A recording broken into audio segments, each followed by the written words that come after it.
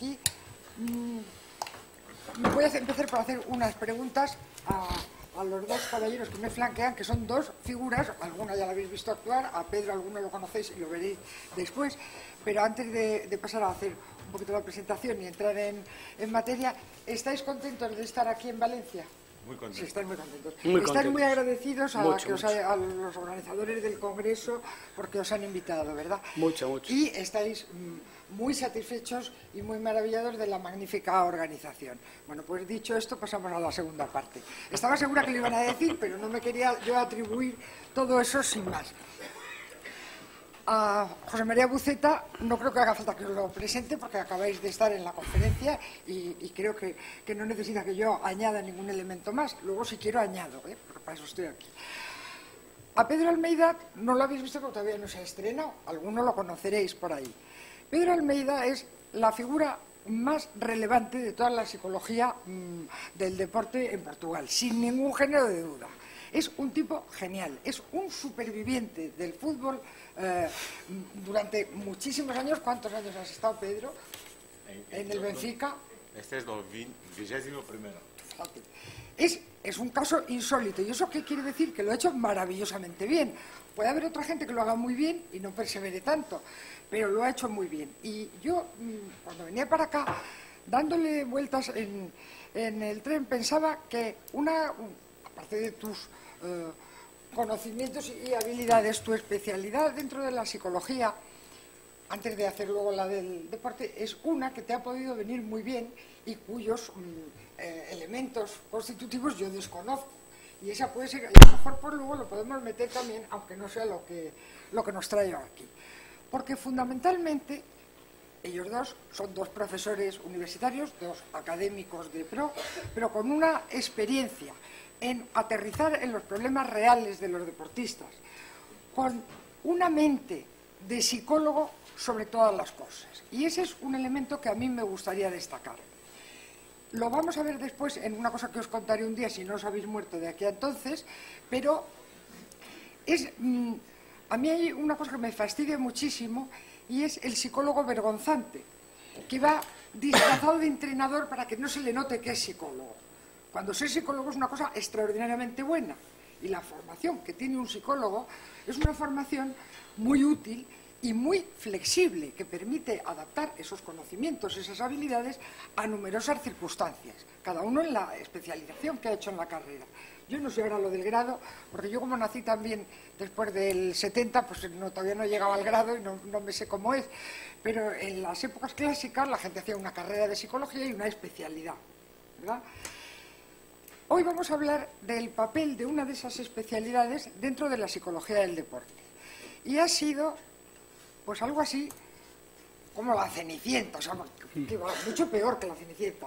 Era el horror de los mares. No me diga usted que es psicólogo clínico. La psicología del deporte no tiene nada que ver con la psicología clínica. Pues como alguno de los presentes piense eso, que se retire. Porque creo que no hay una sola técnica de las que se utilizan, de las clásicas de la psicología del deporte, que no provenga del ámbito clínico. Luego se adaptan, pero aquí nuestro patrón debería ser San Michael Mahoney, por ejemplo, que creo que era un pertiguista extraordinario, ¿no? Era gimnasta, ¿no? Yo lo he puesto de pertiguista mientras venía en el tren y digo, igual se lo creen y todo, pero pertiguista mental sí. O sea, la batería de recursos dentro de la modificación de conducta, de la parte más cognitiva, magníficamente diseñadas y con una flexibilidad de adaptación extraordinaria, es lo que estamos utilizando desde que emergió la psicología del deporte. Salvo paridas varias que van inventando algunos, pero al final lo que funciona es lo que está bien construido y lo que hay. Y de eso va hoy. Yo quería... Chema sí tiene la especialidad de psicólogo clínico, es magnífico en toda la parte cognitiva, pero fuera de lo común, de verdad, es lo poco que yo sé, yo he sido mala alumna, lo he aprendido de él y es fuera de lo común en eso. Y Pedro Almeida, en cambio, tiene una especialidad distinta, es psicólogo especialista en organizaciones, trabajo y organizaciones. Entonces yo creo que es una cosa muy interesante para abordar la cuestión que nos trae hoy aquí. ¿Qué papel tiene la psicología clínica dentro del deporte de rendimiento, dentro del deporte de competición, también parte de la iniciación, pero fundamentalmente en el deporte de competición. Y os hago la pregunta a los dos y me contestáis lo que os parezca oportuno. ¿De acuerdo? ¿Quién empieza? ¿Empiezas tú, Pedro? Porque luego te voy a preguntar otra. Vale. No te creas que te vas a ir corto. Buenas tardes, buenos días, no sé cómo es. Si yo ya he dicho que estás muy agradecido y muy contento. Muy Tú bien, al muy grano. bien. Me ha llegado casi directo del aeropuerto para aquí. Vale. A ver, se ha entendido tu pregunta. Repete la pregunta, mejor. Repete. ¿Qué papel desempeña la psicología clínica Claro, dentro de muy la bien. psicología Ha entendido del bien, deporte? ha entendido bien. A ver, Si eres muy que listo. que era para confirmar. A ver, yo pienso que déjame contestar de esta forma. Hace tiempo, yo pienso que si me preguntasen, si me hiciese esta pregunta durante el inicio de mi carrera o quizá hasta medio de mi carrera deportiva en club, yo diría que bien, sí, es importante, pero lo importante mismo es saber unas cosas de psicología del deporte y otros temas más también para que podamos diseñar programas de intervención para optimizar el rendimiento y entrenar habilidades psicológicas para optimizar el rendimiento y para optimizar el rendimiento deportivo. Y luego está que los últimos años, quizá porque también han aparecido en el mercado de deporte otras personas que hacen también este trabajo, o dicen que hacen este trabajo de optimización del rendimiento deportivo, optimización de las habilidades psicológicas para potenciar el rendimiento deportivo, yo pienso que ha ganado mucha más fuerza esta parte, vamos a llamarle, si no le gusta, es como alguien que no es de la psicología clínica de base, que puede decir estas cosas, la parte negra de la psicología por oposición a la parte positiva de optimización y tal y tal. Ahí me niego, a aceptar Vale, por eso ha dicho esa lo dicotomía, negro, pero lo bueno, negro. hombre, nada, Lo nada. que digo es la parte de las debilidades, los problemas, es esto que me refiero.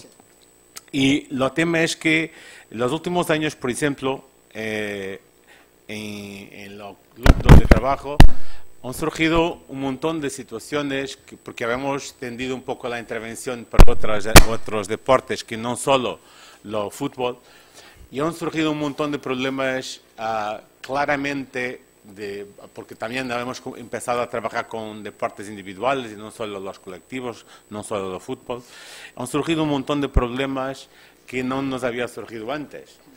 Entonces, hemos tenido que claramente desarrollar estrategias para, digamos, solucionar este tipo de situaciones.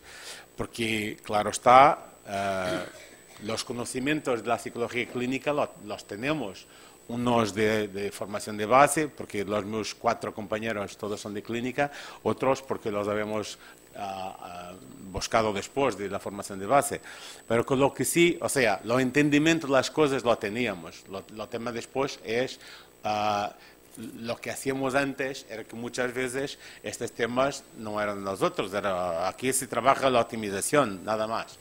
Y lo que pasa actualmente, quizá ya te voy a quitar la próxima pregunta, es que habemos necesitado de montar protocolos de solución de este tipo de problemas, de situaciones de riesgo, situaciones claramente clínicas que necesitan de diseños de intervención muy protocolados para que nadie se equivoque de lo que tiene que hacer en momentos de crisis. Este es un tema para mí que no estaba previsto hace años atrás. Y quizá la importancia de un abordaje de los conocimientos de clínica y no solo los conocimientos de deporte puros y duros como nosotros tenemos, porque claro está, mucha, como has dicho antes, hay mucha información teórica y acciones prácticas que tienen a ver con lo que viene de la clínica, eso está clarísimo. Pero aquí hablo claramente de intervención en situaciones clínicas y habíamos tenido que montar protocolos de cómo hacer en situaciones de este tipo, pero ya quizá hablaremos de esto después. Sí. La respuesta más sencilla es muy importante. Sí, pero fíjate, has dicho, te ha quedado muy bien, pero es verdad que has dicho una cosa que es un elemento que toda esta gente que tienen pues unos 70 años, que todos estos alumnos que hay aquí, ¿no? que han nacido hace mucho tiempo, lo han vivido, que había ese concepto de la parte negra de la psicología y la parte positiva de la psicología, que es marketing puro, porque la psicología clínica, y especialmente dentro de la modificación de conducta, que lo diga Chema, se dedica solo a los problemas o también se dedica a mejorar a la gente. Bueno, yo creo que esa vieja polémica tiene que ver con el hecho de que en un principio la psicología del deporte no la impulsan los psicólogos, sino que la impulsan los no psicólogos, a los cuales hay que agradecer, personas de las ciencias del deporte que se interesan por la psicología, pero no son psicólogos, y sobre todo en Estados Unidos pues es muy importante distinguir, si no eres psicólogo no puedes decir que eres psicólogo. Entonces, bueno, creamos otra cosa distinta, que es la psicología del deporte y tal, entonces pues se crea un planteamiento distinto, ¿no? Bien, pero está claro que es un rechazo absurdo, ¿no? Por cierto, que ahora en Estados Unidos hay un concepto que es el de Clinical Sports Psychology, o sea, psicología clínica del deporte, ¿no? Donde realmente solo pueden entrar los psicólogos que tienen una especialización. Pero bueno, lo que está claro es que aparte de las técnicas, bueno, está claro que en un sentido clásico la psicología clínica se dedica a tratar personas con trastornos psicopatológicos, básicamente, ¿no? A eso se dedica. La psicología del deporte intenta optimizar el rendimiento de los deportistas u optimizar el deporte como escuela, como herramienta educativa para que los chicos pues saquen el máximo beneficio. Pero bueno, hay muchos puntos de aproximación, porque las técnicas efectivamente pues que utiliza el psicólogo clínico, en muchos casos también las utiliza el psicólogo del deporte, como bien has dicho, porque efectivamente no son técnicas que se utilicen solo en ese contexto, también se utilizan en el contexto del rendimiento escolar, por ejemplo, que no es un contexto de patología, sino que es un contexto de rendimiento, es decir, que eso es así. Pero además yo creo que, sobre todo creo que el mayor acercamiento viene porque hay un campo que tiene que ver con lo que podríamos denominar psicopatología del deporte. Es decir, incluso, pues, yo no sé si en el futuro, pues la psicopatología en general tendrá en cuenta este tipo de posibles trastornos. Es decir, muchos deportistas están expuestos, los deportistas están expuestos a una situación de estrés muy alta y eso les provoca una vulnerabilidad muy grande a desarrollar trastornos psicopatológicos. Y de hecho muchos deportistas realmente pues incluso se han suicidado, han tenido depresiones muy graves. Este año, por ejemplo, tenemos Juegos Olímpicos, pues los Juegos Olímpicos suelen afectar muchísimo a los deportistas. Es decir, algunos por el fracaso, otros por el éxito. Pero lo que está claro es que ahí pues hay una fuente, digamos, de vulnerabilidad muy grande que proporciona el propio deporte. Con lo cual, pues está claro que muchas veces el deportista lo que necesita es la ayuda clínica, más que la ayuda para el deporte, la ayuda clínica. Y el psicólogo del deporte, aunque no sea un especialista en psicología clínica, debe comprender todo esto para prevenir los problemas, un poco en la línea que yo comentaba en la conferencia anterior, prevenir algunos problemas y sobre todo detectar aquellos problemas que tienen que ser tratados por otro especialista, que es el psicólogo clínico. Entonces, por ejemplo, no sé si quieres que comente más, es decir, por ejemplo, todo lo que son comportamientos de evitación. Es decir, el deporte es muy propenso a que haya comportamientos de evitación. Los comportamientos de evitación en una primera fase pues no son patológicos, pero llega un momento en que sí lo son. Por ejemplo, bueno, por ejemplo, los problemas de adicción. Esto lo vemos en deportistas mayores, por ejemplo, que preparan el maratón o el Ironman o el triatlón de no sé qué o el rally de Dakar, no me refiero a los profesionales, pues que al final toda su vida gira en torno a poder preparar la maratón de Nueva York, por ejemplo, y abandonan la familia y abandonan el trabajo y decir, bueno, es decir, el hábito se convierte en adicción. Bueno, pues aquí tenemos una patología, ¿no? Todo lo que tiene que ver con la autoestima, ¿no? porque realmente ahí hay mucho tema, sobre todo con los deportistas jóvenes, con éxito temprano, que asocian el éxito deportivo al valor que se dan a sí mismos como personas, su autoestima se ve vulnerada cuando empiezan a no tener esos buenos resultados y al final pues son chicos que desarrollan patologías muy serias a partir de este problema. Indefensión aprendida, muchísimos deportistas. Es decir, indefensión aprendida, ¿qué es? Cuando realmente yo percibo que las cosas que me importan no las puedo controlar. El entrenador me pide una cosa, yo la hago, pero luego me pide otra, ya no sé ni lo que me pide ni lo que tengo que hacer. Al final, haga lo que haga, entreno duro, nunca me pone... O sea, no veo la relación entre mi conducta y el resultado de lo que yo persigo. Y eso pues puede generar depresión, en fin, trastornos también de este tipo. Trastornos de ansiedad muy serios que puede haber en el deporte, claro, los deportistas sufren mucha ansiedad. Bueno, trastornos alimentarios, esos son bastante obvios, están muy vinculados a deportes donde el control del peso pues es bastante relevante, como son los, pues no sé, la gimnasia o la natación sincronizada, o bueno, o el judo, donde hay pesajes, el boxeo, en fin, cosas así, deportes así. Es decir, que en realidad hay mucha relación, ¿no? Y como bien decía Pedro, pues hay muchos momentos que el problema del deportista pues tiene más que ver con este tipo de intervención que con su rendimiento deportivo. Fijaros, por ejemplo, incluso lo que es también la relación interpersonal. Es decir, el deportista que tiene 22 años y gana más dinero que su padre, 10 veces más dinero que su padre, y cada vez que sale a la calle tiene 10 chicas dándole el número de habitación. Y este chaval, pues se le va la olla, como se dice, ¿no? Pues llega un momento en que no necesita otro tipo de trabajo, ¿no? O yo recuerdo en mi etapa en el Real Madrid de tener que hablar algunas veces con las mujeres de los jugadores, porque los propios jugadores me lo pedían. Yo también.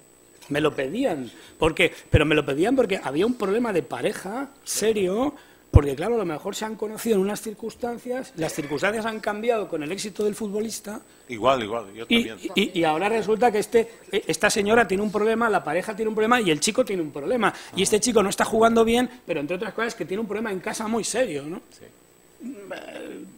Entonces, pues realmente... ¿Y por qué te preguntan a ti? Pues porque eres el psicólogo. El deportista no sabe si eres el psicólogo clínico o el de la organización o de no sé qué.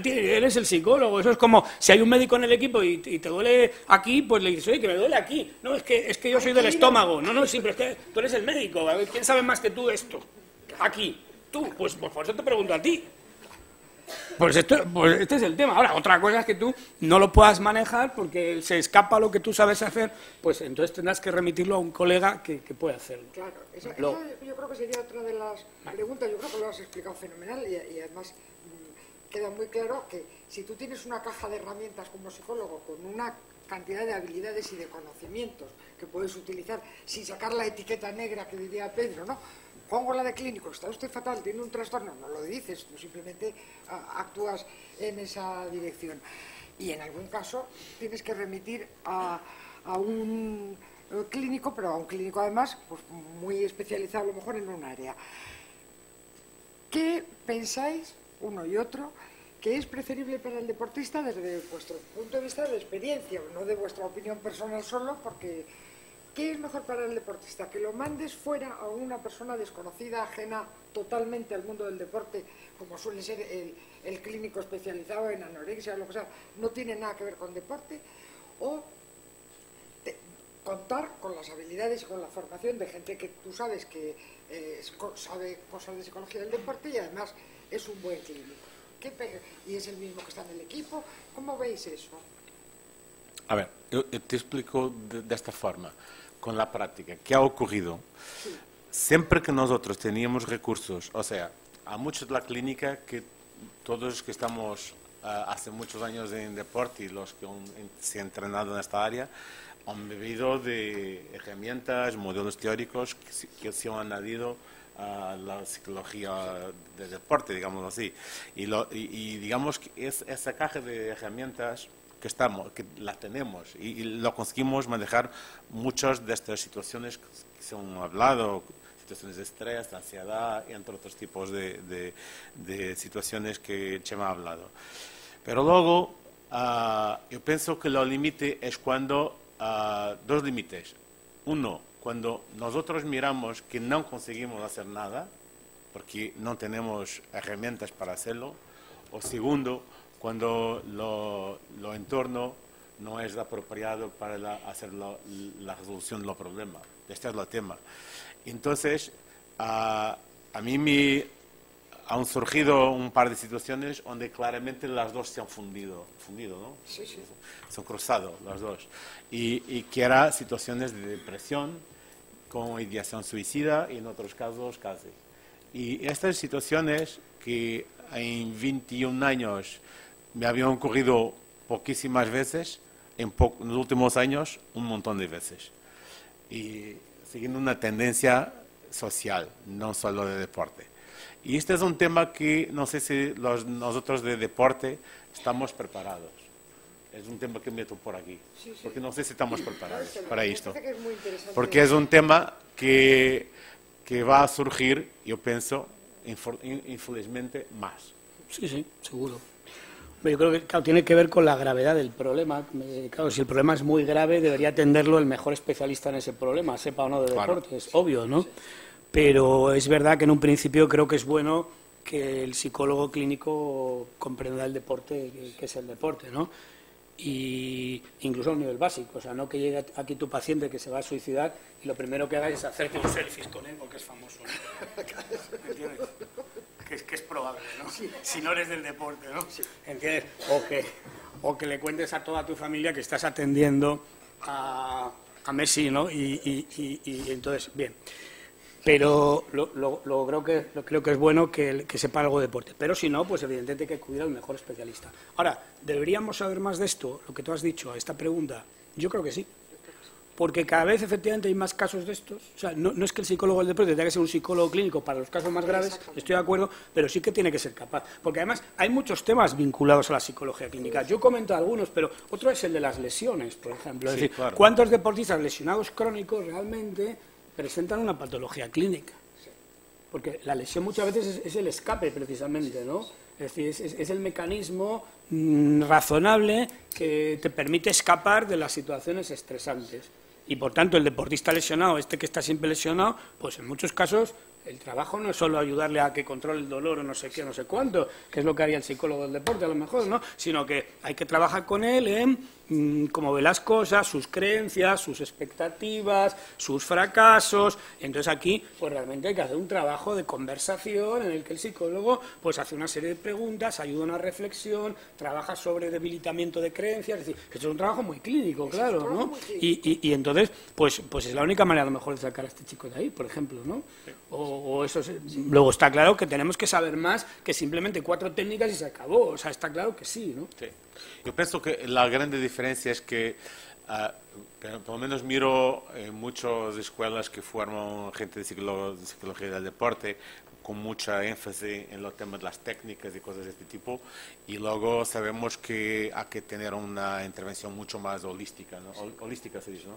Holística de la persona, porque las cosas no se solucionan solo con objetivos o solo con visualización mental o lo que sea, que la cosa muchas veces es mucho más compleja do que solamente meter una técnica y ya está. Entonces, y lo que pienso es que hay que tener esta información y claro, nosotros como profesionales tenemos que desarrollar las habilidades que no tenemos, porque eso sí para mí es muy claro, o sea, en este momento, lo que seguramente, si a un chico que está entrando en la carrera de deporte, le digo claramente que hay que añadir más información en psicología clínica. Para mí es muy claro actualmente. Mira, hay otro tema que es muy relevante, en mi opinión, que es el de la falsa confianza. Es decir, a los entrenadores nos gusta tener al deportista que dice que va a ganar seguro, que no hay problema, que le pones un reto y él se pone más, todo le parece poco, quiere hacer, es un ganador. Todo esto a la gente le encanta ver a este periodista, a este deportista, los medios de comunicación no os quiero ni contar, y detrás de eso normalmente hay una persona insegura, débil, que no confía en sí misma, lo que hace es que tapa con esto, que realmente sabes que es muy probable que cuando llegue el momento de la verdad se va a retirar, se va a lesionar, algo le va a pasar, alguna excusa va a poner y tal, y le está pasando continuamente. Pues este es una patología propia del deporte, por ejemplo. Además requiere una intervención cognitiva muy fina, muy claro. de alta cirugía. Claro. Eso no es decirle, chaval, que confíes en ti, que claro. No es darle dos razonamientos. Un trabajo clínico, lo has señalado tú antes, para debilitar unas creencias inadecuadas que están arraigadas y que son como muy estructurales, son un veneno para esa persona, eso no se quita con una argumentación. Totalmente no es que te pones y hablas con él y con una charla y dos palmadas el chaval sigue funcionando. Y ha dicho antes, Pedro, una cosa que me ha llamado mucho la atención, y es que de un tiempo a esta parte tú observabas que afloraba el número o que aumentaba el número de casos que antes no veías, y has dicho que hay una razón de carácter sociológico que podría explicarlo. Puede ser, y ahora quiero que me lo contestes. Tengo dos motivos. Y la otra, porque ha entrado deportes muy diferentes, nominalmente individuales. Y yo creo que puede haber una tercera, y no sé qué pensaréis, porque se me ha ocurrido al hilo de lo que tú comentabas, porque precisamente este movimiento de la Clinical Sports Psychology, que tiene cosas muy interesantes, en una de las publicaciones hacían referencia a que el número de psicopatologías clínicas o subclínicas dentro del deporte era muy bajo, hasta que en las universidades, que sabéis que tienen equipos de psicólogos para los equipos deportivos, universidades americanas, empezaron a meter psicólogos clínicos y entonces aumentaron. Es decir, no las veían porque estábamos ciegos para verla, no teníamos preparación. Y no las veían porque tú no le dabas pie al chaval que venía, nada más que le decías, a rendir, chaval, objetivos, motivación y control del estrés. Y no le dabas al pobre campo para que pudiera decir, oiga, mire, es que yo me pongo muy nervioso o tengo un problema en mi familia y entonces no duermo, o lo que fuere, ¿no? O tengo un ataque de ansiedad, este es un débil. Claro. No, efectivamente, claro. Eso me recuerda que cuando yo era seleccionador de España de baloncesto, entonces le dije al directivo, digo, oye, me dijo, no tenemos presupuesto para llevar al médico en la próxima concentración. Le dije, al médico hay que traerlo, hombre, ¿cómo no vamos a traer al médico? Y me dice, desde que viene el médico hay más lesionadas. Entonces un poco, desde que hay psicólogos clínicos hay más casos clínicos, ¿no? Mejor que no haya psicólogo clínico, ¿no? Esa puede ser la conclusión. Pero la realidad es que efectivamente las lesiones eran las mismas, o esto que tú has explicado muy bien, estoy totalmente de acuerdo. Hace 2 años estuve dando una conferencia en Southern California, en Los Ángeles, en la Universidad de Southern California, y luego fuimos a comer y trajeron a 2 o 3 deportistas a la comida y empezaron a contar un poco cosas suyas. Y claro, todo eran problemas clínicos. O subclínicos, pero ninguno me dijo, es que cuando un tiro libre me pongo nervioso. A nadie se le ocurre decir esto, ¿no? Temas clínicos o subclínicos, ¿no? En el borde un poco, ¿no? Temas relacionados con esto que estoy comentando, de no poder enfrentarse al estrés, no poder dormir por estar muy nerviosos, pero no por el tema deportivo, temas de autoestima. Yo tengo una situación, por ejemplo, que ha dejado de hacer a todos, porque ha habido un año, hace un par de años atrás, que me ha asustado un poco con este tema depresivo, digamos así, estos cuadros depresivos, y ha dicho que vamos a haber protocolos de evaluación psicológica más finos, ¿no? Más detallados. Y claro, me ha asustado un montón, porque la cantidad de psicopatología que he encontrado, hombre, que es de locos. Yo he dicho, no. Déjalo estar así, ahí, porque si vamos a meter la mano en esto no es posible. Y claro, el entendimiento es muy claro. Esta gente ha encontrado en los deportes, en este caso en el deporte lo que sea, en los deportes, una forma de manejar su situación personal. Entonces, yo tengo un montón de situaciones con éxito, con suceso deportivo, de gente que se te mostrase los testes que han hecho de despiste psicopatológico, hombre, que es mejor que no los mires, ¿no? Si lo han podido compensar. Mira, ¿esto se graba o no se graba? ¿Esto se está grabando? No creo. No. ¿Se graba esto o no? Sí, no se puede grabar. Esto quítalo. No, lo borráis todo, ¿eh? Pues esto quítalo. Es que si no, no lo puedo contar. Es que si no podemos podemos hablar con libertad. Quítalo porque si no, no lo puedo contar. Sí, luego lo estropeáis. Tú lo estropeas. No, pues recibe órdenes, pues eso, órdenes de la presidenta que te está diciendo que corte la grabación, que si no, no lo puedo contar. No se puede. Bueno, entonces lo voy a contar, pero voy a cambiar algunos detalles, ¿no? Cuando yo estuve en el año 2000 en los Juegos Olímpicos de Sydney, esto es verdad, o sea, eran los de Sydney, ¿no? Esto no lo he cambiado. Estuve trabajando con la delegación de México y yo estaba con el equipo allí dentro. El deportista o la deportista, no diré si es el o la, con el que más trabajé durante los Juegos Olímpicos fue uno que ganó una medalla al segundo día de competición. Es decir, que a partir de ahí ya no tenía nada que hacer. Es decir, pero prefirió quedarse en la Villa Olímpica a ir a un hotel o regresar para estar más protegido o protegida del entorno, del éxito que había conseguido, que había sido muy grande. Y curiosamente, esta es la persona a la que yo tuve que dedicar más tiempo, cuando resulta que ya había terminado. O sea, que podías esperar más tiempo con los que tenían que competir después, porque los Juegos Olímpicos duran 20 días o algo así. Entonces, pues no sé, pero si el segundo día ha terminado, quedan 18 días, pues fíjate la de deportistas, teníamos 80 en el grupo, y yo era el único que estaba ahí dentro. La persona que más.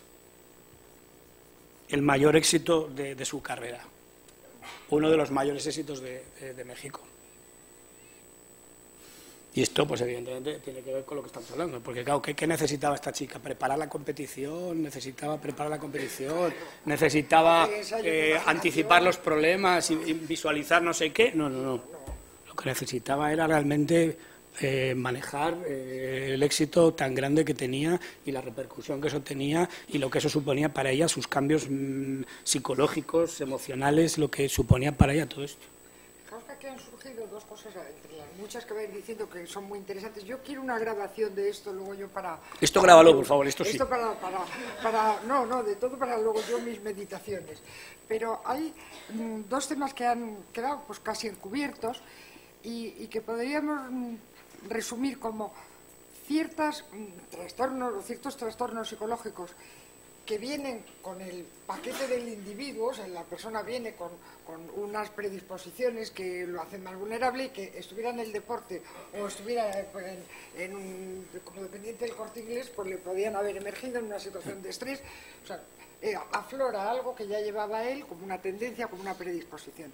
Y luego una serie de trastornos específicamente suscitados por el contexto del deporte, no que sea el culpable, porque siempre hay una interacción entre esas demandas o esa presión y una situación concreta, donde tiene mucho que ver, y es una pregunta que hago, yo lo tengo todavía en borrador, pero me parece que es un campo que puede ser interesante, tiene que ver cambios de estado de ánimo con periodizaciones de entrenamiento, con momentos en que han bajado de peso y están más vulnerables, que han tenido, están en una fase de doblar entrenamientos y no lo sé porque eso no lo hemos visto en ninguna parte, hasta qué punto eso puede tener, pero yo tengo elementos para por lo menos tener esa sospecha. Quiero decir, estas dos cosas, la patología que traes puesta de casa y emerge porque las circunstancias en un momento determinado hacen que se desencadene como te hubiera ocurrido en otro contexto, y aquellos trastornos o aquellas cuestiones que surgen provocadas por las propias condiciones del deporte. ¿Cómo veis eso?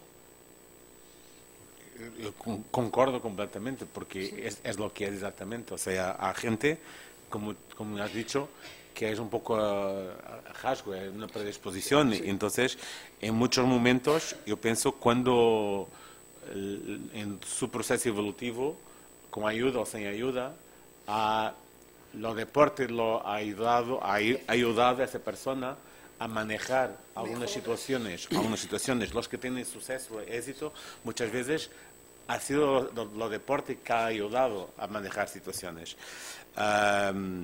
Y me recuerdo de algunas situaciones que tampoco puedo hablar, pero me recuerdo perfectamente de algunas situaciones que si no fuese el deporte, yo pienso que sería un caso concreto, sería una persona perdida. O sea, perdida en los sentidos, sin rumbo, sin noción de de conquista, de ambición, de grupo, de lo que sea. O sea, porque todos los trastornos sociales que puedas imaginar, familiares, etcétera, etcétera, todos juntos en esta persona. Entonces, con pérdidas de personas importantes, la madre, los padres, todos temas que puedes imaginar que puede ocurrir de mal a una persona.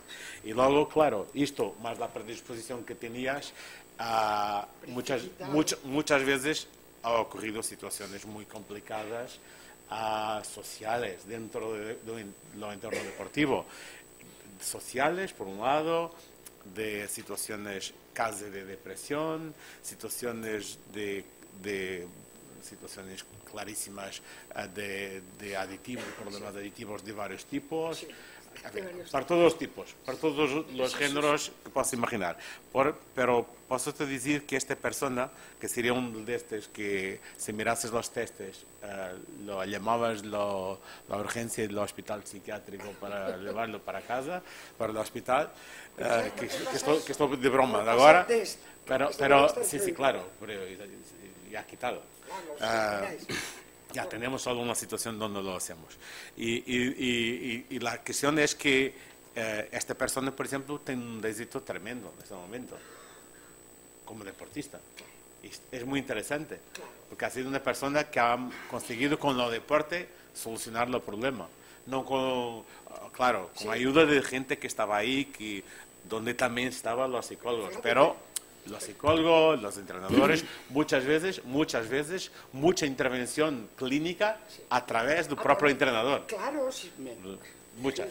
Mira, este concepto que has dicho tú de subclínico, ¿no? Sí, o preclínico, sí, me parece interesante, sí, porque efectivamente ahí es donde... Sí, ahí es donde yo creo que el psicólogo del deporte tiene que estar.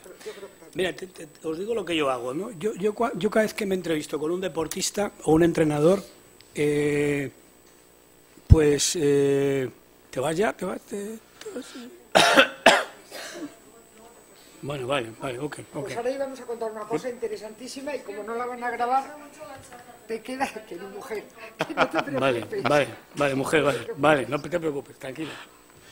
Bueno, vamos a ver, os voy a contar lo que hago. Yo cuando veo un deportista, mientras hablo con él, intento ver si es una persona que evita. Es una persona que tiende a evitar, es decir, que cuando tiene que enfrentarse a situaciones complicadas es más bien evitador o tiene eso dificultad o tal, ¿no? Eso lo ves pues cuando te comenta pues que pues te pone excusas para no estar en los sitios o algo así, o te habla de lesiones que oportunamente han ocurrido, por ejemplo, o se queja mucho, ¿no? De la culpa la tienen los demás siempre, cosas así, tal, ¿no? O veo si es una persona que afronta las dificultades, pero en este caso también intento fijarme cómo las afronta. Sí. ¿Las afronta de una manera realista o simplemente porque hay que hacerlo, la falsa confianza, ¿no? Es decir, o es una persona que... ¿Cómo reacciona ante la duda, ante los puntos débiles? Esto es importante. Es decir, hay deportistas que les cuesta hablar de sus puntos débiles. Dices, ¿qué puede pasar en la siguiente competición, en el siguiente partido, que te haga no cumplir con tus objetivos? No quieren ni hablar del tema, ¿no? Porque les pone nerviosos, tal. Pues es un síntoma preclínico, ¿no? Porque en definitiva se genera una ansiedad por no querer afrontar la duda, la debilidad, mientras que el deportista que es fuerte, pues realmente asume que puede fallar, porque le puede pasar esto, le puede pasar lo otro, bueno, lo asume con naturalidad y a partir de ahí se prepara, ¿no? De una manera realista, claro, realista, ¿no? Esto es importante.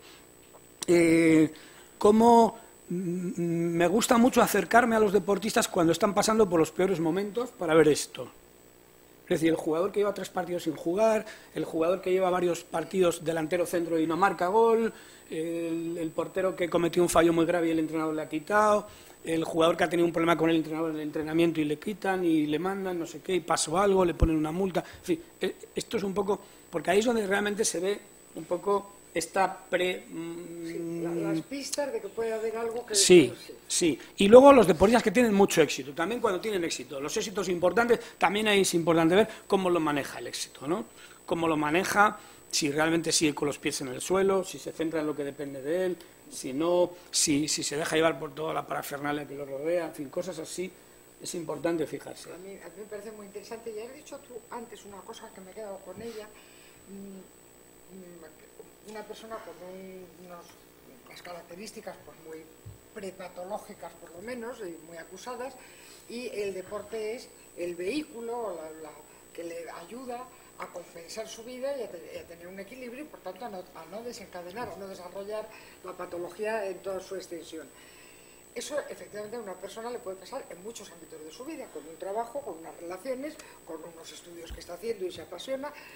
Y en el caso del deporte se presupone que es una fuente de salud mental.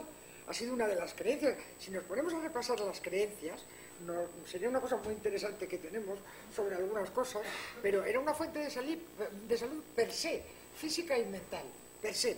Tú entrabas en la cancha de baloncesto y ya nunca más ibas a tener depresión, ni fobias, ni ataques de ansiedad, ni nada de nada.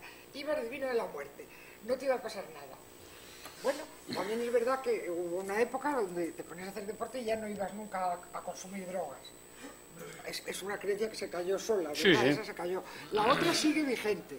Por eso, como el deporte genera salud mental por las buenas, directamente no hacían falta los clínicos. La última pregunta, porque yo creo que esta gente está ya cansados si se quieren ir a comer. Pero yo tengo que decir dos cosas más, pero bueno, vale, que se me ha pasado. Sí, a ver, ya que estoy aquí... Si a mí me parece muy bien. Venga, perdona. A mí también se me olvidó ya, Pedro. Perdona, la última pregunta. Disculpa, ¿qué ibas a decir tú?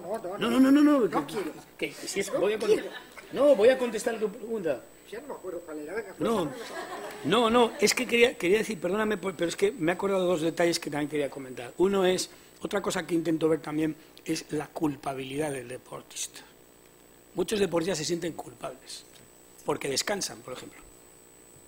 Se sienten culpables porque descansan, porque un día no van a entrenar, porque un día no hay entrenamiento, no entrenan, por ejemplo, porque no se machacan. Y claro, fomentamos mucho este modelo, ¿no? Es que, ojo, este tío le damos descanso y el tío se va por su cuenta. Pues muy mal hecho, porque resulta que ese es el deportista que se sobreentrena y se lesiona. Y al final el día D no está. El día D no está. Y entonces pues hay que entender ese deportista al que hay que amarrarle para... Pero no es amarrarlo físicamente, es que ¿por qué está haciendo eso? Y detrás está la culpabilidad, ¿no? La culpabilidad. Y el otro tema es también explorar qué otros apoyos tiene el deportista que no sean el deporte. Esto también es muy importante entenderlo. Lo he dicho en la otra conferencia y por eso me he olvidado ahora de decirlo. Esto es fundamental. Porque un deportista, que como este caso que cuenta Pedro, pues bien, pero al final es un deportista de alto riesgo. Sí. De alto riesgo, porque altísimo. Porque el día que no gane, pues este chico está hundido, ¿no? O el día que se le acabe el deporte porque se retira, ¿no? Está hundido, ¿no? Sí. Entonces, bueno que pasa esto para aprovechar ese momento bueno para fomentar otras fuentes de estimulación y gratificación, otros apoyos emocionales para el deportista. Tiene que sentirse valorado a sí mismo como persona. Su autoestima tiene que apoyarse en otras cosas que no sean el deporte. Entonces tienes que ver los recursos que tiene el deportista, si tiene algo, si no tiene nada, entonces si tiene familia, si no tiene, cómo le va, en fin, no sé, si tiene otros intereses, sí. Eso es importante. Yo creo que el panorama que sí, habéis ido desarrollando uno y otro creo que es bastante completo para lo que nos da de margen esto. Quizá nos quedaría un último punto, que seguro que hay más, pero uno que son los ataques. O sea, ataques de ansiedad o desmayos de un deportista en la pista. Yo me acuerdo de una niña de tenis que tenía de Galicia, que no voy a dar más datos, pero es que era aparecer determinada persona que por casualidad era su padre en la pista y la niña hacía cataclán y se... ¿Era por casualidad su padre o porque casualidad aparecía en la pista? Las dos cosas. Entonces, lo que era un estímulo desencadenante inequívoco. Padre apareciendo en la pista, niña que no se desmayaba. Bueno, pues, ¿qué haces? Las pabilas con agua y le dices, objetivo, niña, o relájate, o ¿qué haces con esa niña? Situaciones de esas que en momentos que son de una alta demanda, que tienen por tanto una cantidad de estrés potencial que los puede desbordar, puede desencadenar un ataque de pánico, ataques de pánico en deportistas que he visto así, pero así, así. Os metéis en el Google, silvestre, sin académico ni nada, en el de todo le ponéis ataques de ansiedad de deporte y veréis lo que sale. No sale ningún artículo académico, pero atletas llorando por el Google, de me pasa esto y luego tengo pánico, y dices, pero vamos a ver, porque eso lo hice el año pasado, lo busqué y me quedé asombrada de la cantidad que había. Bueno, pues son elementos que tenemos ahí, no para ponerle un baldón negativo en la dirección que tú decías antes, que eso es otra cosa que tendríamos que pensar, pero sí en ampliar y en fortalecer las competencias que tiene el psicólogo del deporte frente a una serie de individuos / individuas, para que no se quejen las feministas, que van de psicólogos del deporte y que desde luego no pueden competir en estas herramientas con ninguno de los demás. Toda esa gente van a tratar de quedarse con porciones de la parcela de trabajo a la que vosotros aspiráis. El psicólogo tiene una credencial oficial, tiene unos conocimientos que no tienen las otras personas, que tendrán otros, que serán listísimos, no cabe duda. Pero vais a permitir competir con ellos en una igualdad de condiciones cuando podéis competir en mejor condición, porque tenéis más conocimientos. A mí me preocupa ese mimetizarnos siempre en entrenadores como si nos diera vergüenza ser psicólogos, cuando no es nada malo, es una cosa muy estupenda. A nosotros nos gusta, ¿verdad? Sí, nos gusta. Nos gusta bastante. Ese es un elemento que a mí me parece que valdría la pena dejarlo aquí, sí, para que lo penséis, para que lo debatáis. Aquí tenéis vuestros profesores y vuestras gentes y vayáis viendo por dónde. Pero abrir esa parte. La pregunta que el tema que estaba sobre la mesa hace 25 años era decir, ¿el psicólogo del deporte debe saber de deporte? Exactamente. Y sí, tiene que haber sido deportista, mejor, tiene que no sé qué, tal, todo esto. Bueno, evidentemente el psicólogo del deporte tiene que saber de deporte, pero el psicólogo del deporte, sobre todo, tiene que saber de psicología, porque esa es su función. O sea, el psicólogo del deporte no es un exdeportista que aprende 3 técnicas. Y, por tanto, tiene que saber de psicología, y cuanta más psicología sepa, mejor. Es decir, no solo de la psicología de lo suyo, de su problema concreto de esta tarde, tiene que tener un conocimiento amplio de la psicología. Y esto le ayudará, evidentemente, a hacer mejor su tarea, porque, en definitiva, tiene que comprender mejor al ser humano, que es con el que trabaja. Eso es la psicología, en definitiva. Y el contexto en el que se encuentra, las demandas que tiene, todo esto lo va a comprender mejor un psicólogo que sabe mucho de psicología. Por tanto, no se trata de estudiar simplemente esta asignatura. Claro, muchas veces cuando haces la carrera de psicología, algunos a lo mejor estáis estudiando la carrera y dices, esto no me vale para nada. Bueno, puede ser que lo pienses, pero claro, cuando terminas dices, qué pena no haber sabido más de eso, ¿no? Porque, y entonces te tienes que poner a estudiar cosas que podías haber estudiado antes, pero realmente cuanta más sepas, mejor. Yo creo que esa visión amplia hay que tenerla, y no solo de psicología. Yo creo que cuanto más culto seas, cuanto más información tengas en general, pues mejor puedes trabajar con otras personas. Claro. Posso hacer un poco aquí el ojo al revés. Lo mismo ocurre relativamente a otros temas. Por ejemplo, no haciendo publicidad, pero mañana hablaré de supervisión, y muchos problemas que surgen tienen que ver con el manejo de cuestiones que claramente se estudian en psicología de las organizaciones, y que tienen que ver con poder, política, relaciones interpersonales, etcétera, etcétera, y que nosotros, muchos psicólogos, no las sabemos manejar bien y no las entendemos. Claro, pero si tú esto es igual, o sea, lo que quiero decir es que es igual en muchas otras áreas de la psicología. Aquí hablamos de psicología clínica, claro está, pero es igual en otras áreas de la psicología. Y yo pienso que, honestamente, este es el camino para nos diferenciarnos de otros profesionales que no tienen la formación de base de psicología y que tienen un par de conocimientos y técnicas para hacer intervenciones de optimización de rendimiento deportivo. Yo pienso que asumir claramente este rol un poco más holístico, en mi opinión, en este momento, es uno de los caminos posibles. No, fundamental. Y si trabajas en el alto nivel hoy en día, el deporte es totalmente internacional. Tú no puedes trabajar con un deportista de Bosnia y no saber dónde está Bosnia, por ejemplo, o no saber que ha habido una guerra en Bosnia hace 20 años, ¿no? Tienes que conocer la problemática. Yo ahora, por ejemplo, estoy en Gran Bretaña, pues mira, tengo jugadoras de Escocia, me he interesado por saber lo que ha pasado en el referéndum que ha habido en Escocia, cuál es la problemática allí. Ahora hay un referéndum en Gran Bretaña para salirse de la Unión Europea. Este es un tema que, pues yo estoy interesado en ver lo que pasa ahí, pero primero porque me interesa el tema, pero seguro que me va a ayudar a hacer mi tarea, porque tengo que conocer el entorno en el que estoy trabajando, cómo piensa la gente, qué es lo que se mueve por allí. Y dice, bueno, es que a mí me trae sin cuidado la independencia de Escocia. No, es que no es el problema, es que tú trabajas con personas a las que sí les importa. Y por tanto tienes que comprender ese tema. Otro tema, por ejemplo, quien trabaja con jugadores africanos tiene que saber un poco de feiticería, ¿no? Sí. Hay que saber... Fetichería. Fetichería. De mágicos, mágicos. Hechicería. Mágicos. Bien, buena Hay que saber de esto, porque se pierde en una pulserita o algo así que el feticero le ha metido, no hay psicología que lo va a solucionar. Hay que saber lo por qué de esto, claro. Pero luego, vamos, anímate, que te va, otra pulserita te va a solucionar el problema. No, que va, nada. Entonces, si no lo sabemos, que incluso los entrenadores hay que darle un tiempo, hay que saber manejar esto, y muchas veces este tipo de temas más culturales y añadiendo a otras cosas que habíamos hablado antes, yo pienso que es esta visión un poco más global que si nos tenemos claramente podemos diferenciar nuestra intervención, claramente. Bueno, os parece que ya los dejemos que se vayan a comer. ¿Queréis hacer preguntas? Os dejamos, ¿se puede hacer una o dos? O como varias, ¿no? Os quedéis, como sois tan... Si estás tú aquí, ¿no? Pues... vale. Venga. Son y media todavía, ¿no? Decías tú, Sí, menos 20, ¿no? Pero yo para que luego no nos regañéis. Y además, la gente que está con hambre suele bajar mucho el nivel de atención, ¿verdad? Y entonces, pues, Ya, pero eso sirve para el fortalecimiento mental, ¿te das cuenta? Claro. Tienes hambre, aguantar un poco. Pero lo tenemos que plantear específicamente con ese objetivo, así a pelo no sale. Perdona. No, para que la oigan atrás, mejor. Sí. ¿Está? Sí.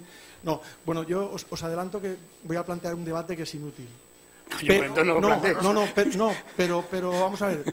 Pero muestra, digamos, una realidad de la que habéis hablado. Y es la siguiente. Yo, cuando digo a los compañeros presentarse, yo soy psicólogo, psicóloga deportiva. Yo soy psicólogo, psicóloga del deporte. Y yo creo que cuando lo hacemos así, de alguna forma nos autolimitamos. ¿Vale? Porque caemos un poco en la especialidad. Entonces yo prefiero, por ejemplo, pues responder, ¿qué eres? No, yo soy psicólogo. Haces la pausa aplicado al deporte. Porque yo de esa forma, de alguna forma, fijo mi campo de conocimiento en la psicología en general. O sea, mi interés está ahí. Yo sé que, como os decía, o sea, yo creo que el psicólogo del deporte de alguna forma se acomoda con mucha facilidad. Control del estrés, activación, visualización y le pega y darle vueltas a la burra. Unos que conoces tú, pero bueno, yo conozco otros que no se acomodan. Pero eso yo no creo que sea un debate inútil. A mí me parece interesante lo que has planteado, ¿no? Me parece muy interesante. Bueno, no hay por qué avergonzarse por ser psicólogo, ¿no? ¿Cuántos de aquí sois psicólogos? Muy bien, ¿ves? Levantan la mano así después de lo que has dicho. Si no hubieras dicho eso, harían así, ¿no? Claro. O sea, que realmente ya has contribuido, ¿no? Pero efectivamente, te quiero decir que, ¿vale? Y luego te ponen, ¿a qué te dedicas? Pues me dedico al deporte. Vale, soy psicóloga. ¿Y a qué te dedicas? Pues me dedico al deporte. Pues ya está, ¿no?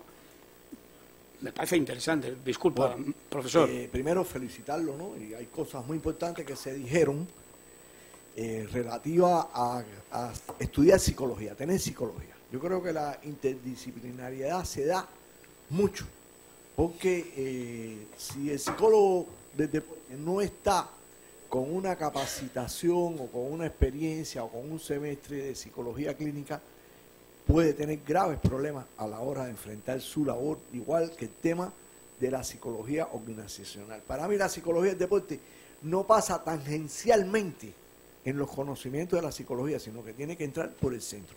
Y entonces era lo que le iba a plantear a ustedes. Hemos visto, por ejemplo, que aparezcan patologías o trastornos psicopatológicos fruto de la actividad deportiva. Pero es que llegan muchas personas con problemas, sobre todo trastornos de personalidad, que si el psicólogo no tiene un manejo adecuado de esas situaciones, no puede contribuir grandemente. Porque he tenido deportistas que son paranoicos y tú no lo puedes tratar como un amigo. Y tienes que decirle al entrenador, no lo trates como un amigo, trátalo formalmente porque te vas a crear un problema. Hay trastornos de personalidad límite, hay obsesivos, Y hay incluso lo que tenemos en los Jasper, que no es fácil tener una relación con un Jasper. Entonces, si no tenemos un conocimiento real de estos problemas, igual que hoy en día estamos estudiando el tema de las creencias religiosas, ¿no? Porque es lo que tú planteas, eso pauta. El individuo, ya el psicólogo no existe ahí, el que existe es el chamán o el brujo, y con mucho respeto tenemos que entrar a utilizar nuestras intervenciones psicológicas y mostrarle que también tienen un efecto. Porque el individuo cree más en poner una vela, un vaso de agua y decir que va para allá y ya, y no es así. Entonces me parece que la mesa es muy interesante y que nos debe llamar al tema de una capacitación interdisciplinaria en psicología para poder abordar problemas que vienen con el deportista. A pesar de que es una población sana, llega mucha gente con problemas. Y son problemas, como ella dice, subclínicos. El que tiene un trastorno de personalidad es imposible llevarlo a un psicoterapeuta. Él se siente feliz. Él viene a ser desgraciado a todo el mundo, pero él está feliz. A no ser que ya se vuelva psicótico, ¿no? Sí, bueno, totalmente de acuerdo, profesor, totalmente de acuerdo con usted. Totalmente. Sí. Ah, espera. Sí, no. ¿Te dejamos a ti lo gasto? Sí. Voy a ser muy breve, solamente quizás introducir un pequeño elemento que puede ayudar, y es pensar que psicología del deporte es un término realmente paraguas, un término amplio, que hay veces que se puede confundir con psicología del rendimiento. Y en ese sentido, quizás puede dar pie a confusión el tema de la optimización, pero hay muchos otros elementos que forman parte del entorno deportivo, pero que el enfoque tiene que ver más con aspectos educativos, de iniciación, de salud, de ocio, de organizaciones. Y creo que ahí el campo es mucho más amplio y encajaría desde luego los aspectos patológicos que están presentes como en cualquier otra actividad humana, y lo que al fin acaba de definir el campo es la actividad humana, sería en este caso, ¿no? Un poco para aportar un elemento, porque a veces esa de rendimiento como sin duda es una parte, ¿no? Pero es una parte que no hay que olvidar, porque en definitiva el deportista quiere rendir, claro. Claro. Y además ha sido el motor de toda esta disciplina que se ha desarrollado, que por cierto da gusto ver lo que se ha desarrollado esto desde los años 40, que estábamos ahí en pie de guerra. Es verdad, es un área de la psicología que ha crecido muchísimo, que está muy consolidada, que se han hecho cosas muy interesantes. A mí lo que me gustaría es que no se perdiera músculo mental, claro. Músculo psicológico, por vender folclores facilones, ¿no? Con mucho marketing y con menos... Claro. Pero está muy bien lo que has señalado, gracias. Hola, lo primero, pues darle las gracias por haber podido escucharos a los tres. Es una lástima que otras personas estén en otras salas y no hayan podido escucharles, pero bueno, como está grabando... Pero eso es como el que no viene a entrenar. Lo importante son los que vienen, no los que no vienen, ¿no? El entrenador se queja porque falta gente. Es que no vienen a entrenar y le echa una bronca a los que vinieron. No, lo importante es los que han venido, ¿no? ¿No te parece? Tú estás aquí, ¿no? No, totalmente muy de acuerdo. Bien, pues eso, claro. Después de escucharles, a mí la sensación que me da es que, primero, trabajan con deportistas de élite y probablemente el deporte de élite genera... y de todo tipo de deportistas, ¿eh? Sí, pero bueno, por los casos un poco que habéis estado comentando en los equipos, estamos hablando de selecciones, estamos hablando de equipos de primer nivel, ¿no? Es probable que el deporte de élite genere más psicopatología que otros tipos de deportes. Bueno, espera un segundo. Si yo lo que quiero es que me responda, yo encantado. Voy a hacer un ejercicio de autocontrol. La otra cosa que quería decir es que si no es así y si hilamos fino, como decía Almeida, si hilamos fino, a lo mejor si hilamos fino también aquí, probablemente el 80% de los que estamos tendríamos psicopatología también. Entonces eso quiere decir que la clínica no debería ser una especialidad, la clínica debería ser un contenido troncal y nadie se podría especializar. Tendríamos que darlo todos porque la psicopatología está en el aire, ¿no? Yo lo que quería preguntarles es... después de estudiar la licenciatura y después de estudiar el máster de Psicología en Deporte, ya Enrique ya ha dado un apunte, ¿tenemos también que estudiar un máster de Psicología Clínica? Podéis estudiar lo que queráis. Podéis estudiar todo. ¿Puedo contestar? Porque, a ver, te explico. Yo he tenido que estudiar un poco más después de terminar la carrera, porque no lo sabía. Este es el tema. Y igual los otros que no saben otras cosas. Y los de clínica o de organizaciones que van para deporte, hay que estudiar deporte. Y todo al revés, ¿sabes? Todas las combinaciones posibles.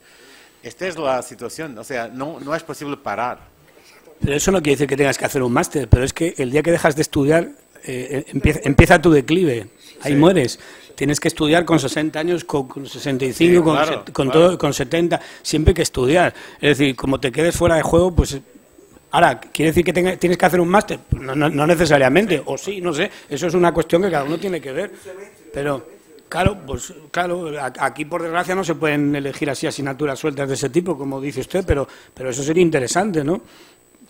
Supervisión. O alguien que te supervise, o lees un libro, o vas a cursos de alguien en concreto, no sé, intensivos, pero uno tiene que estar continuamente formándose.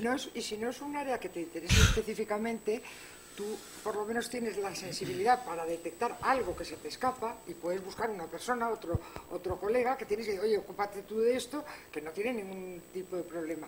Respecto a lo de que los ejemplos son todos de alto rendimiento, hombre, pues los ejemplos han sido esos, pues quizá porque atraen más, llaman más la atención, pero desde luego yo he trabajado con mucha más gente que no era de alto rendimiento, con niños de iniciación, con deportistas intermedios, de todas clases y colores, y he encontrado, no tengo una estadística, si lo llego a saber ahora cuando me reencarne hago la estadística, pero no la hice, pero aproximadamente la misma proporción, porque la persona que tiene una respuesta al estrés inadecuada, da igual cuál sea el estresor, es el balance entre los recursos que tú percibes que tienes y lo que crees que te están pidiendo las demandas, y da lo mismo que tú estés haciendo una carrera popular, si para ti eso es fundamental, o que ser de una persona que está en alto rendimiento.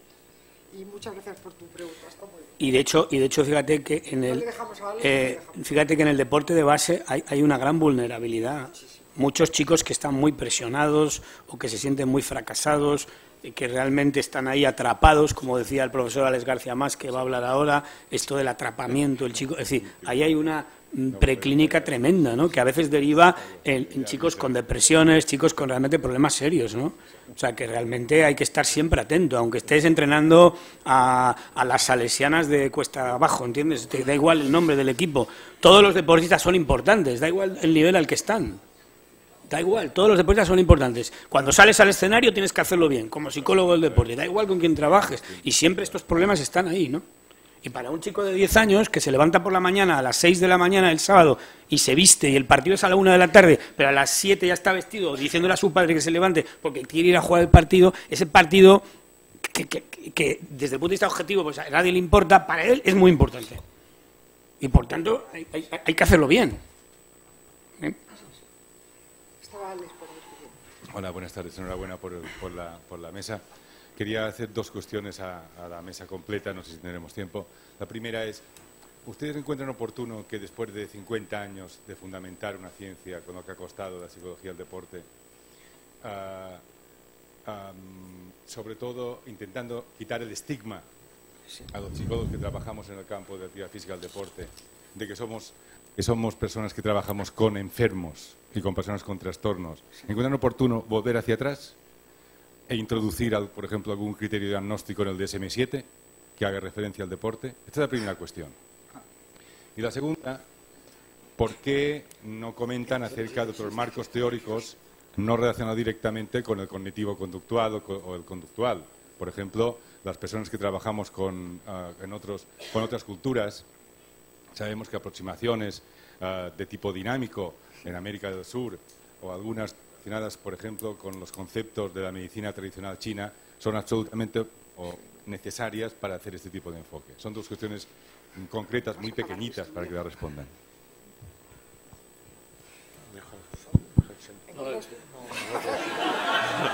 Conductas de evitación, observen, en ambos casos. Yo es que pensaba que estaba hablando yo demasiado ya. No, es que no hemos escuchado bien. Sí, vamos a ver. Vamos a ver, deberíamos tomo yo el guante, vamos a ver. ¿Deberíamos volver hacia atrás? Esta es la primera pregunta que hace usted, ¿no? Deberíamos volver es así, ¿no? Es que no le veo. ¿Deberíamos volver hacia atrás? Esta es la pregunta, ¿no? Vamos a ver. Siempre es bueno reflexionar hacia atrás un poquito. Creo que es bueno darse cuenta de las cosas que a lo mejor nos hemos ido dejando en el camino y retomarlas. Esto no quiere decir que hay que cambiar todo, es decir, creo que la psicología del deporte se ha consolidado muy bien, es un campo hoy en día bastante aceptado por la sociedad, es decir, hoy en día salen deportistas hablando de que trabajan con psicólogos del deporte, en la televisión, en los medios, a nadie le preocupa este tema. Es decir, hay un campo que está ahí y además creo que también los psicólogos del deporte, en la línea que estamos comentando aquí, también se han dado cuenta de que tienen que saber más cosas, tienen que ampliar su formación y no solo un desideratum de la mesa, sino que es una realidad que está ahí. Y eso es lo que yo creo que hace que los psicólogos pues realmente tengamos una formación sólida para trabajar con los deportistas, esa visión global. Entonces, pues evidentemente tenemos que mirar hacia atrás un poco para retomar algunos temas, creo que sí. Y precisamente por eso, y no, aprovecho para decir algo que quería decir, que quizás es un poco polémico, ¿qué diferencia hay entre el psicólogo del deporte y lo que hoy en día se llama coach deportivo? Porque claro, el coach deportivo es uno que no es psicólogo y que quiere hacer psicología sin serlo. Yo no lo quería decir así. No, pero yo sí lo digo porque yo sí lo digo. Y entonces, al final resulta que, entonces, claro, es que el coach deportivo piensa que porque hace un cursillo y se aprende 4 técnicas, pues ya puede ser un psicólogo. Y esto es muy grave, y esto tenemos que defenderlo. Y es grave que los psicólogos del deporte digamos que hacemos coaching deportivo. Sinceramente os lo digo. Es grave esto. Y sé que algunos de que estáis en la sala lo hacéis, pero lo digo. Porque creo que tenemos que defender la formación del psicólogo como el profesional que sabe más de psicología, porque para eso es psicólogo, claro, igual que el abogado es el que más sabe de derecho, más que uno que no ha hecho la carrera. Porque esto recuerdo siempre al profesor Francisco Labrador, que la gente le decía una vez en una clase, le decía, es que no sabemos nada de psicología, los alumnos de quinto de carrera. Y entonces él dijo, sabe más de psicología el que ha estudiado la carrera de psicología que el que no ha estudiado la carrera de psicología. Bueno, pues te parece obvio, pero es así. Entonces resulta que todo esto que estamos hablando de esta formación amplia, integral, etcétera, creo que hace que el psicólogo del deporte sea un profesional bien formado, que sea un profesional que tiene un conocimiento mucho más allá de 4 técnicas, que asume una responsabilidad mucho mayor respecto al ser humano que tiene delante. Y, por tanto, esto es lo que realmente tenemos que defender, esta formación amplia, pero no simplemente por una cuestión de concepto o de que el colegio de psicólogos prohíba o no sé qué, no. Aquí la cuestión es que tú tienes que hacerlo mejor que el otro. Y lo haces mejor si tu formación es mejor. Y esta es la clave del asunto. Y esto que decía Milagros de que nos vestimos de entrenadores, ahora psicólogos que nos vestimos de coach deportivo, me parece lamentable, sinceramente te lo digo. Lamentable. El coach deportivo es el entrenador de deporte. Y esto otro es una historia que nosotros no deberíamos entrar en este juego. Francamente lo digo. ¿Por qué? Porque estamos dando entrada a gente que está mucho menos formada que nosotros para hacer lo mismo. Mal. Y no es una cuestión, vuelvo a decir, de derechos o de tal. Es una cuestión de que tú cuando te pones ahí delante de un deportista tienes que ser capaz de hacerlo mejor que uno que no tiene tu preparación.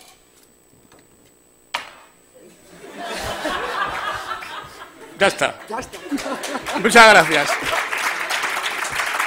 Muy amables. Con todos mis respetos a todo el mundo. No he contestado la pregunta. Bueno, pero he contestado lo que yo quería decir. Discúlpeme. Ha preguntado muchas más cosas, pero nos tenemos que ir a comer. Pero perdone usted. Es que estaban aquí, iban a contestar ellos. No. Vamos a ver, la pregunta, profesor García Mas. Sí hay que mirar hacia atrás, un poco. Yo creo que es lo que le he dicho. Pero no es suficiente esa respuesta. No. Entonces, pues la que él quiere, pues que lo diga él. Pero coméntenos usted, por favor. Yo creo que ha señalado 2 cosas que son interesantes. El meter otros modelos de abordaje terapéutico dentro de la psicología en función de las personas, eso es obvio, que si tú estás trabajando con gente en China o con gente que tiene una influencia muy alta de modelos dinámicos, pues tendrás que tener una formación, por lo menos un lenguaje para entender eso. Si tu especialidad es otra, yo desde luego no podría hacer psicoanálisis porque no sé cómo se hace, pero tendrías que buscar una persona que estuviera formada en ese tipo, eso estoy de acuerdo. Lo del DSM-7 es lo que más me ha gustado. Eso me ha gustado muchísimo. Ya tenemos bastante con el que hay ahora y la polémica que hay como para empezar a inventarnos nuevas patologías. Pero sí. Pues no, continúe usted, por favor. Ya no quiero. No, que sí que habría que meter esto en el DSM-7. Sí, claro que sí.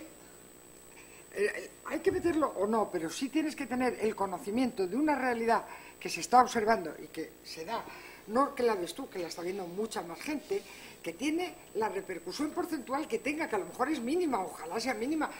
Tú antes decías que en esta clase, ¿verdad?, podíamos estar muchísimas personas con patologías. Naturalmente que sí, porque hay una parte de la patología que se distribuye porcentualmente, más o menos, ¿no?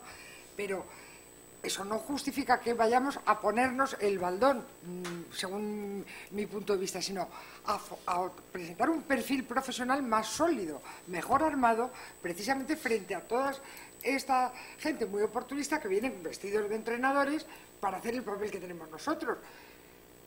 Creo que sin ruido, y no hay que decir soy psicólogo clínico y del deporte, si eso no hay que decirlo. Hay que saber hacer las cosas, hay que saber entender que hay algo más allá del entrenamiento mental con los deportistas, y creo que eso no es un riesgo. A mí pensar lo que ha pasado hace 50 años me parece bien para luego hacer la síntesis y hacer la proyección al futuro. Me parece, sí. Tengo que confesar que el otro día en un aeropuerto me compré un libro sobre Freud. No lo contéis, por favor. Pero tengo que confesarlo. Pues me está pareciendo interesante. Claro que la es verdad, interesante. me está pareciendo interesante. No creo que aporte nada, que haga nada de lo que dice, pero me parece interesante, ¿no? Al final es un gran pensador de la psicología, ¿no? Hay que tener la mente abierta, ¿no? Lo que se ha escrito con eso fue un cuento que escribió Alex García Mas, que era un cuento policíaco. Y la sorpresa estaba ahí. Me mola mogollón el debate. No, es que es un debate muy interesante y agradezco que me den el turno de réplica. He preguntado antes, hombre, lógicamente, claro, si quieres estar mejor formado, fórmate más. Claro, eso yo creo que, de hecho, los que estamos aquí no se nos podrá acusar de no querer formarnos, obviamente. Y pagamos los que estamos aquí en los que no se forman, ¿no? Y, por lo que hablabas de antes de que... Vale, pero la pregunta que formulaba era porque... ha empezado la mesa hablando de que estaba lo blanco y lo negro. Ya sé que era un reduccionismo, lo sé, pero parecía que los psicólogos de deporte, bueno, abordábamos lo blanco, ¿no? Pues el rendimiento, bueno, esas cosas que tiene el deporte, esas cosas accesorias, y que lo negro se aborda desde la clínica y es lo verdaderamente profundo e importante. Entonces, esta era la pregunta. Me gustaría que se mojaran, porque ya que estamos, mójense. Es decir, ¿qué peso tiene que tener la clínica? Y yo, como psicólogo del deporte, que no quiero dejar de formarme, pero como el tiempo es limitado y es finito y no podemos estar formándonos toda la vida porque también tenemos que desarrollar... Sí, no, por supuesto, pero quiero decir que todo el tiempo que dedicas a formarte no lo puedes dedicar a trabajar, hay que buscar un equilibrio. Mi pregunta es, ¿el equilibrio hasta dónde llega? Es decir, ¿cuánto de clínico, cuánto del deporte? Claro, a más de todo mejor, pero no se puede todo. Entonces, ¿cuánto? Lo primero, gracias. Muchas gracias a ti. Lo primero, no te obsesiones con los porcentajes ni con la formación. Hay mucha formación que la vas haciendo al mismo paso, que estás ejerciendo tu trabajo. Claro. Y tú lees unas cosas y tienes la capacidad de asimilar y de sacar una síntesis determinadas que unes a lo que tú ya sabes y que te ayudan a modificar algo que tú sabías y amplías un esquema o lo perfilas o lo que sea. No es que la formación sea asistir a un curso para que te den un papelito. Lo vas a hacer. Porcentajes, no lo sé. Creo que la formación clínica sí te aporta una perspectiva mejor para entender, para tratar y para ayudar a una persona, que es en definitiva lo que vas a hacer, para que rinda en el deporte, para que rinda en la empresa en la que está trabajando o para que rinda como madre superiora de la clausura de no sé dónde. Al que quiera hacer lo que quiera hacer. Como persona, y ahí tendrías que ver pues ese enfoque del contexto, del lenguaje, de los valores que rigen ahí. Sin obsesionarte con los porcentajes, sin empezar a buscar patologías debajo de las piedras, pero que existen, claro que existen, que no son dramáticas. Y yo desde luego no llevaría una etiqueta de soy psicólogo clínico y del deporte y de... No, psicólogo y ya está. Con la sugerencia tuya haces una respiración profunda y añades del deporte y ya queda fenomenal. Y muchas gracias.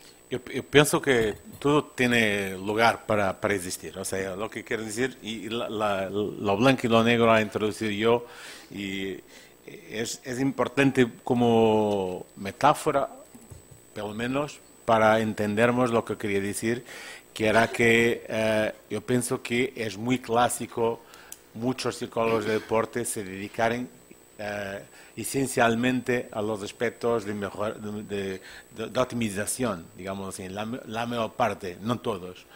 Y lo que significa que en muchos momentos dejamos las fragilidades de fuera. Y lo que yo quería contestar en esta pregunta es que si hay un indicador para mí, y te digo a partir de mi caso práctico, son las necesidades del día a día. O sea, ¿por qué siguiendo estudiando cosas y formándome? Y para nos formarnos a muchas formas, no solo cursos formales, como sabemos. Pero yo pienso que la pauta que tenemos que seguir son las necesidades del día a día. Y claro, si puedes anticipar cosas, mejor, porque ya te preparas antes de ocurrir. Pero yo pienso que ese es un camino muy concreto, que es, tal vez un camino cualquier profesional, sabes lo que puede ocurrir y vas preparando lo mejor que vas a poder en cada momento. Y si eso sin significar, por ejemplo, volver a estudiar cosas que ya habíamos estudiado, pero habíamos pasado de noche muy rápido, hombre, que quizá que tienes que volver ahí. Y si en algún momento tienes que leer los libros de psicoanálisis para entender otras perspectivas por los temas, pues hay que ir ahí también. Y otras cosas de ese tipo. Yo, por ejemplo, he entendido en muchas conversaciones con un amigo, un compañero mío de psicología clínica, psicoterapeuta, que tengo una orientación claramente existencialista y que no lo sabía. Y que no lo sabía. Y que lo que digo es que en muchos momentos no me ha preocupado mucho con los temas de las etiquetas de la psicología, de verdad. Yo me centro en lo cliente desde que me ha formado. ¿Y qué me ha enseñado esto? Ha sido este señor y otros señores. Me centro en lo cliente y desarrollo las mis habilidades que son necesarias para solucionarlo. Este es el tema para mí. Esto es importante y además, ojo, cuidado, porque tú has dicho antes algo de que la enfermedad planea por la sala, ¿no? O algo así has dicho, ¿no? Entonces, hay que tener cuidado porque, claro, a ver si va a pasar que ahora resulta que todo el mundo empieza a ver que tiene trastornos, ¿no? O es existencialista, o es no sé qué, o tú qué eres, se puede vivir sin tener ninguna etiqueta, ¿no? Sí, ¿no te parece, no? Se puede vivir, ¿no? Así, ¿no? Sí, se puede. O sea, hay que tener cuidado, ¿no? También, ¿no? Sí. Y además, yo pienso que tenemos una presión en algunos momentos de nuestra profesión con los temas, todas las etiquetas. Lo tenemos. Y además es importante para organizar un poco la clase también. Pero luego no nos podemos olvidar del principal. Yo desde siempre digo, nosotros ayudamos personas. Este es el tema principal. No nos desfoquemos lo principal. Lo demás es accesorio para lo principal. Y ya está. Sí, sí. Yo creo que... Hay una chica aquí que levanta la mano. Pero no sé si nos dejan, porque es que se nos ha pasado la hora. Es que esta chica tiene mucho interés, que está ahí levantando mucho la mano. Que tenía... Obviamente sí que quería comentar una cosa, no de contenido, ¿eh? No de contenido, me va a costar, pero no voy a decir nada sobre contenido, que me gustaría solo comentar dos cosas. Uno, que, por ejemplo, esta tarde a las 7 hay un panel sobre el tema de la formación y la acreditación en psicología del deporte, con lo cual creo que vamos a tener oportunidad de estos interesantes temas. ¿Esta tarde o mañana? Esta tarde. Eso es esta tarde. Esta tarde. Creo que tendremos oportunidades y luego por gente preocupada de poder estar en un sitio o no en otro, simplemente comentarles que como se está grabando, después los asistentes podrán a través de online asistir a las demás mesas, porque se queda tranquilo la gente. Perfecto. Nada más, era simplemente decir esto. Si alguien tiene alguna pregunta muy... Es que hay una chica ahí que no hace más que levantar la mano, la pobre. Le contestas tú y nos vamos. Está así, está ya la pobre, tiene agujetas. Y ya cerramos. Gracias. Eso es esta tarde, entonces. Es esta tarde esto, lo que te decía del máster. Vale. Sí. Hola. Creía que era mañana, luego... Bueno, en primer y último lugar, porque soy la última que va a hablar, gracias. Felicitar a la mesa por la charla. Bueno, yo, a diferencia de cuando ayer empezó el congreso, me sentía un poco como rara, porque todo el mundo decía, no, yo soy psicólogo del deporte, tal. Entonces yo decía, no, ya que estoy un poco fuera de lugar, pero yo soy psicóloga clínica y no del deporte. ¿vale?